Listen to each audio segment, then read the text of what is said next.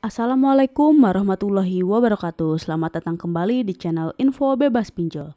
Saya ucapkan terima kasih banyak karena kalian sudah mensupport channel Info Bebas Pinjol dengan cara subscribe dan juga menonton videonya sampai selesai. Di video kali ini saya akan bahas mengenai kenapa sih DC pinjaman online itu saat nasabah melakukan gagal bayar, mereka meneror terus-menerus dengan nomor yang berbeda-beda dan dengan kata-kata yang hampir sama menyudutkan, bahkan mengancam para nasabahnya. Dan ada juga yang neror misal mengatasnamakan pinjaman online A, tapi pas dicek foto profil WhatsApp-nya ternyata memakai foto pinjaman online B.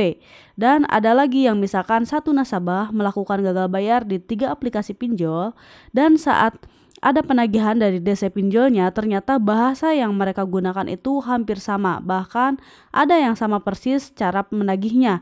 Kenapa bisa seperti itu dan bagaimana sih cara bekerja mereka? Oke, jadi saya sudah melakukan riset ke halaman website afpi.or.id atau web Asosiasi Fintech Pendanaan Bersama Indonesia, yang dimana di sana ada menu anggota AFPI dan submenunya ada penyelenggara fintech pendanaan bersama dan pendukung ekosistem fintech.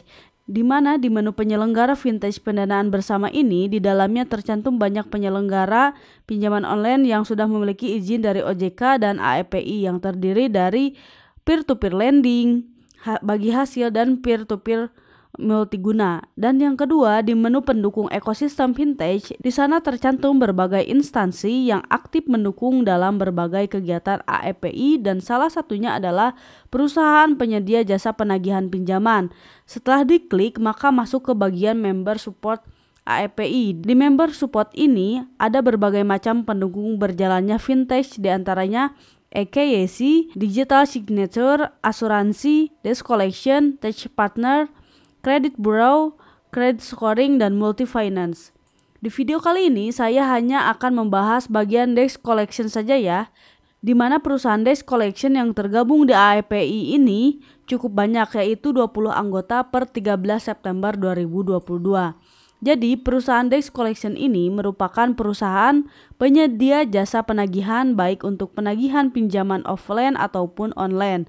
Saya ambil 3 contoh penyedia jasa penagihan yang sudah tergabung di AFPI dan apa saja yang mereka tangani.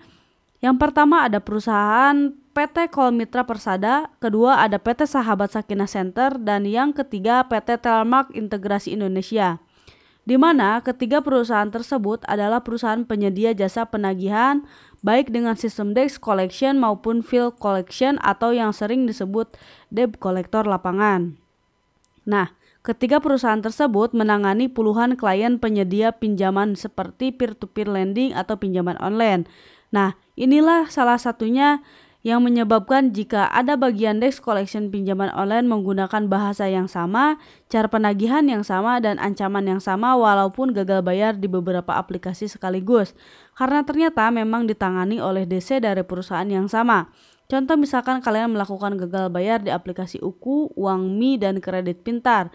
Saat gagal bayar ternyata bahasa penagihannya sama karena memang ketiga pinjaman online tersebut ditangani oleh penyedia jasa penagihan yang sama, yaitu PT Kol Mitra Persada.